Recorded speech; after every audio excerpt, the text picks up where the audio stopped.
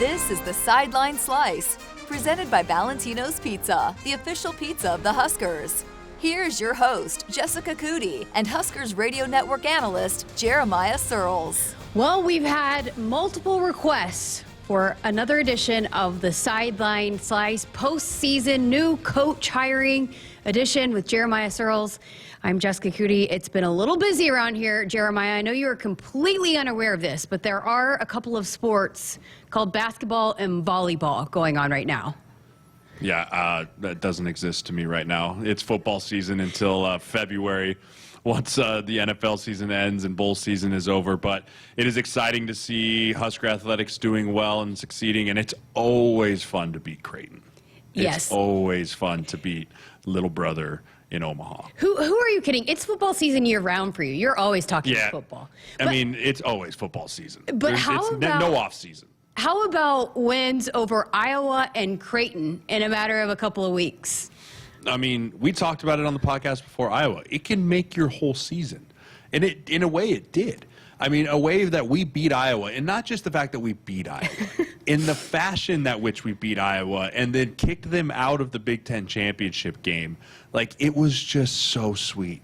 So sweet. And, like, I'd be lying to you if I didn't think there was times at the end where I was like, oh, no, we're not going to do it. Like, when we punted, there was multiple times where I was like, we're not going to pull it off. But to have the way to find a way to win at the end of the year, like, such a sweet thing to send them off. I mean, let's not pretend. Even if Iowa went to the Big Ten championship, they would have got absolutely killed by Michigan, just like Purdue did.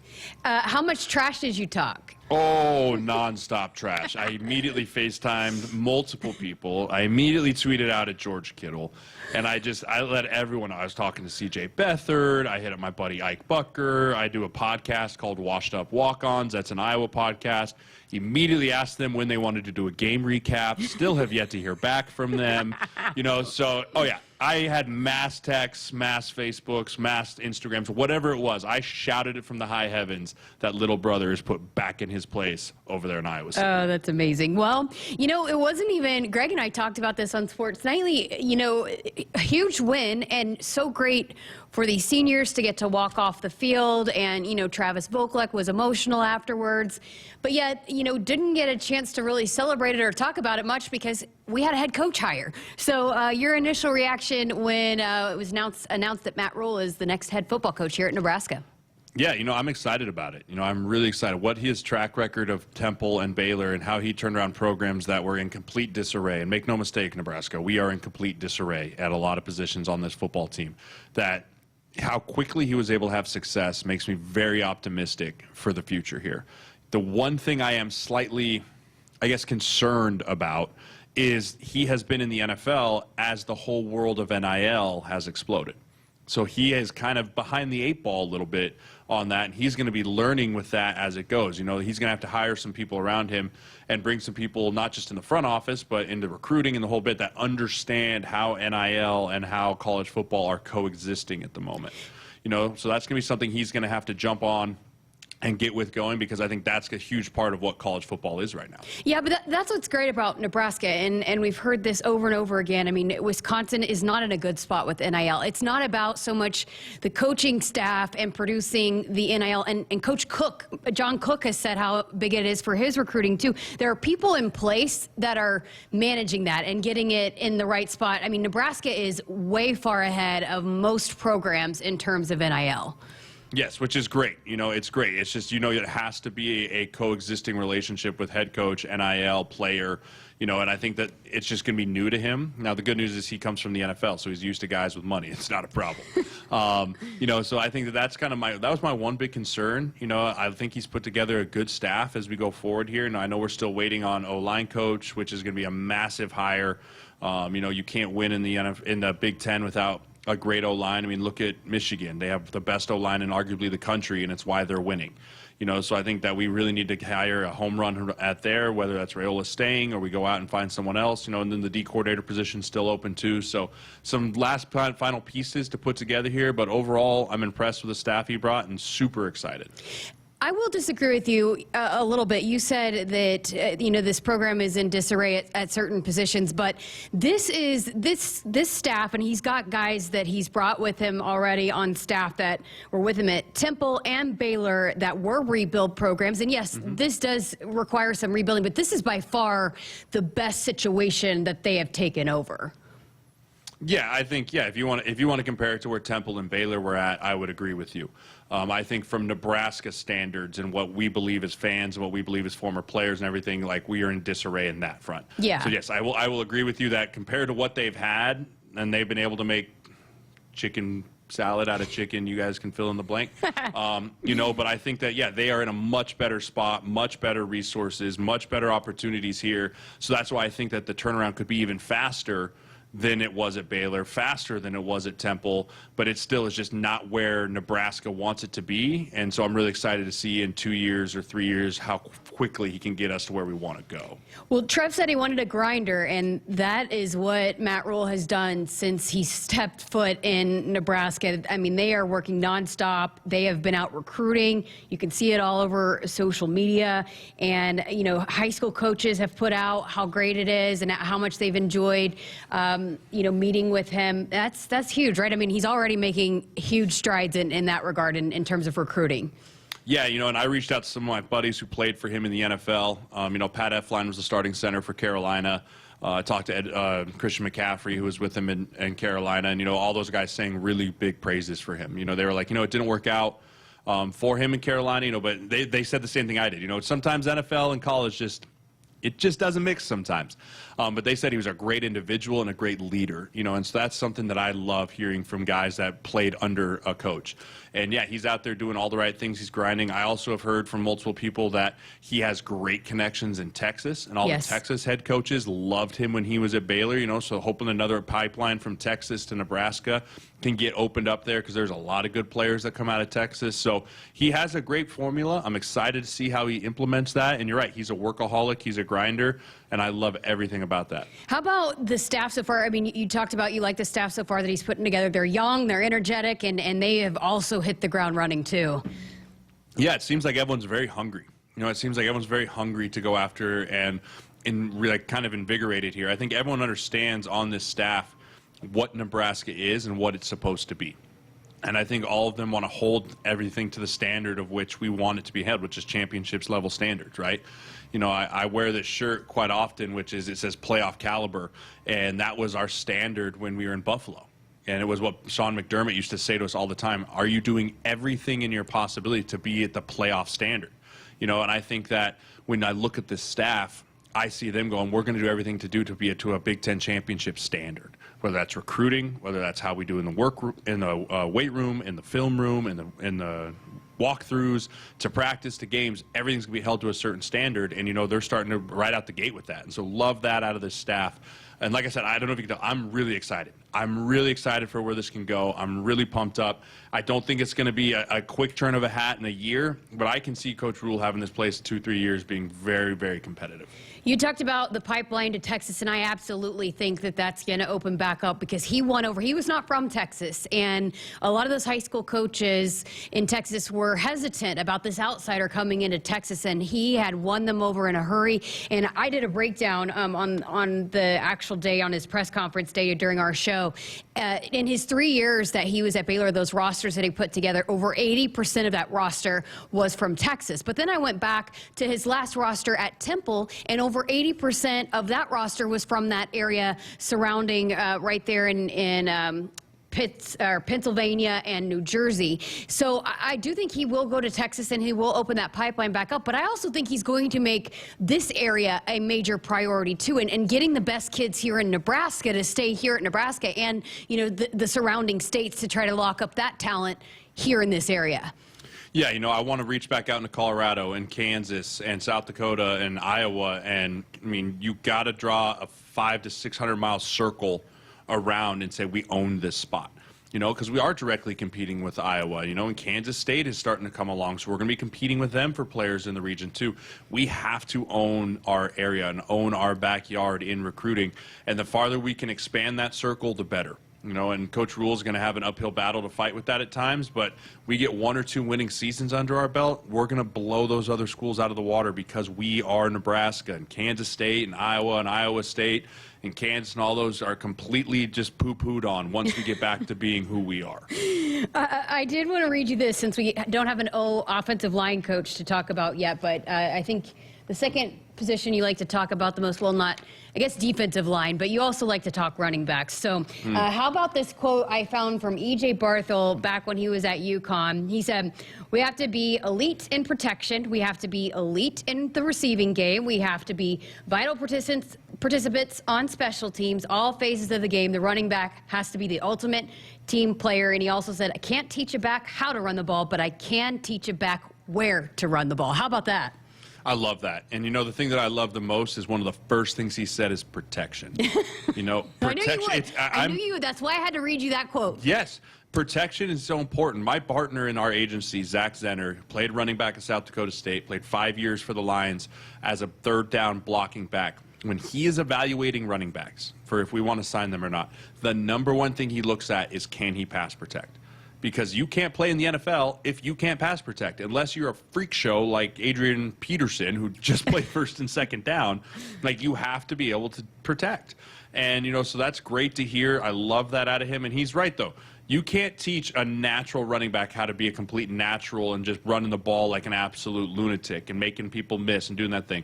But you sure as heck can coach guys on vision. You can coach guys on where the point of attack is and why, and conceptually explaining to them the whole concept of the plays and why things work and where the blocking leverage is and where the cutback lanes are.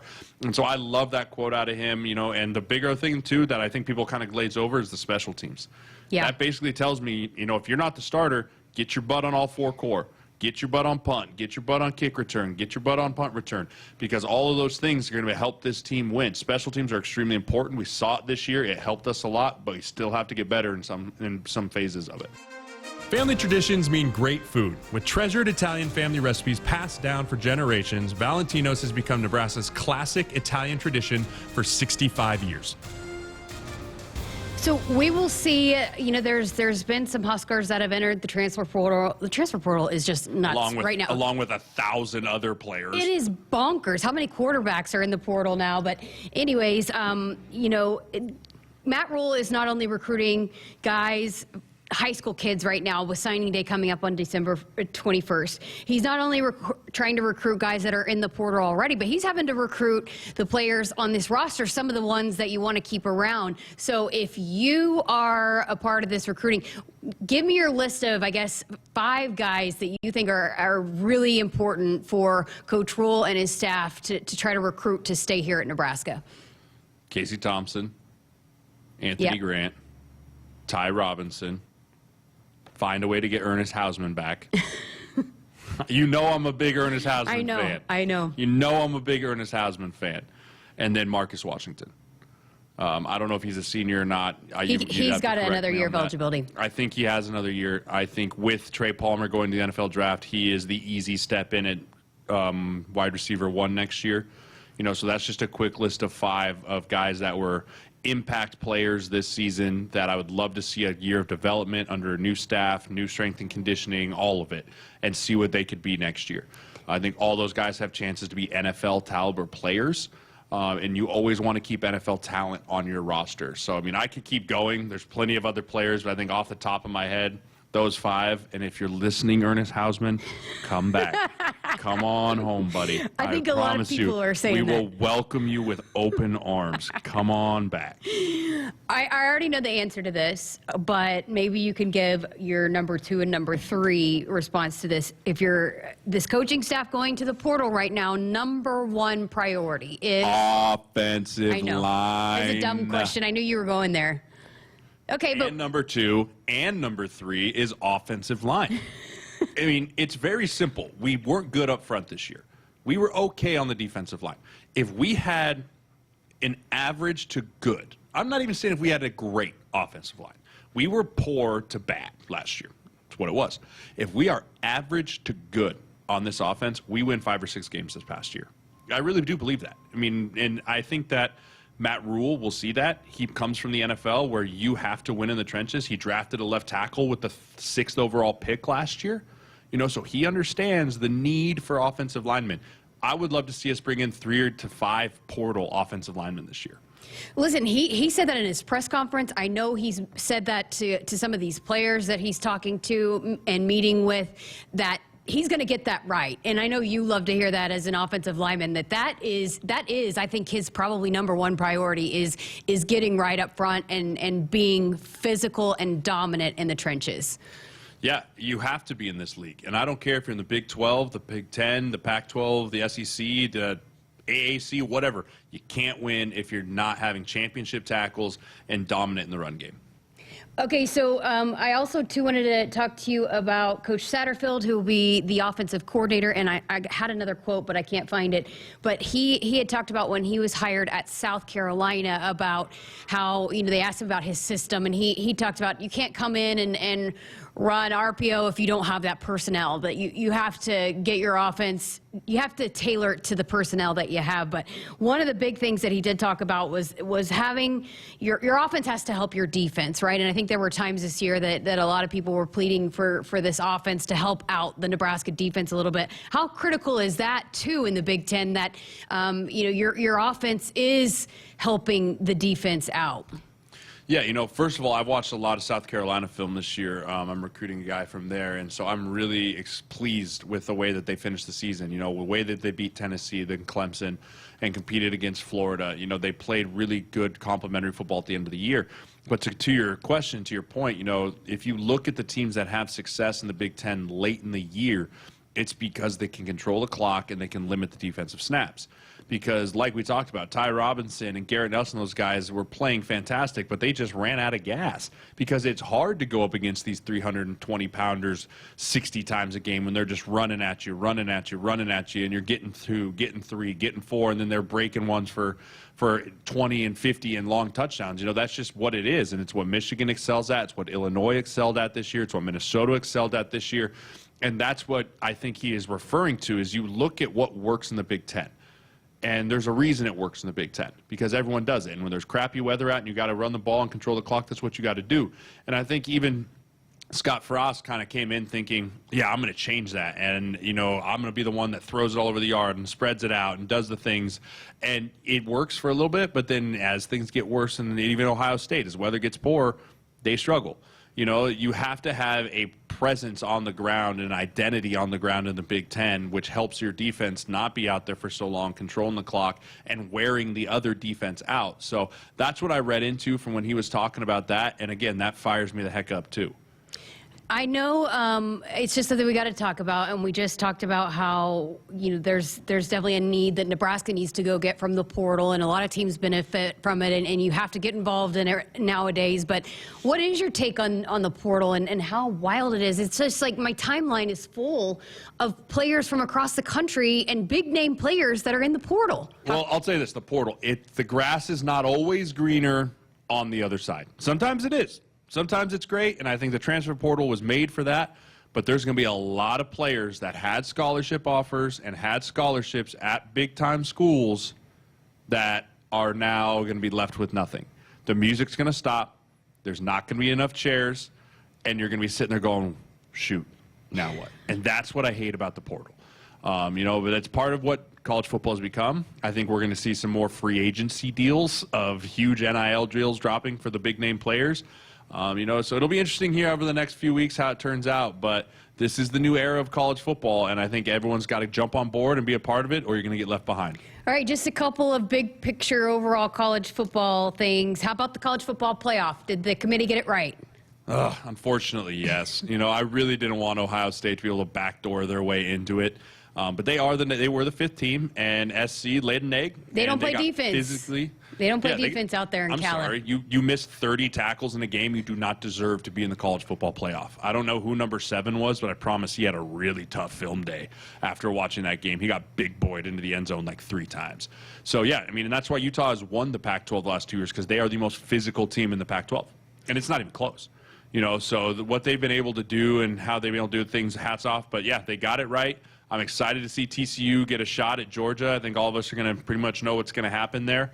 But, I mean, Georgia is head and shoulders above compared to everyone else in college football, so it's theirs to lose. I think Michigan may give them the best run, but, man, that Georgia team is talented. All right, if you got a Heisman vote, who's getting your first place vote? Probably Caleb Williams, even though he kind of pooped it away in the SEC or the Pac-12 championship. He was hurt. He was hurt, badly hurt. He had plenty of Heisman moments he could have done. Also, I don't love the whole finger polish painting thing. I thought that was really immature. He's done that. He did that last year at Oklahoma. I just think it's a really immature thing to do. You know, I don't think it's – what good does that do? Like, it only does poor things. It only brings poor publicity. It only brings, like, I think that's a very immature part on him. I hope he doesn't do that next year because he is going to be the first overall pick in the draft. You know, so grow up a little bit, but it's probably got to be Caleb Williams. I really wish Blake Corum wouldn't have gotten hurt because he would have got it if he stayed healthy.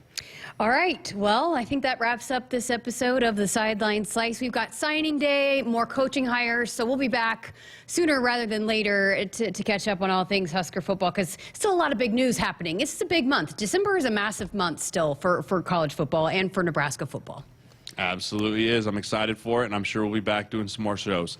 All right. For Jeremiah Sirles, I'm Jessica Coody. This is the Sideline Slice brought to you by Valentino's Pizza, the official pizza of the Huskers.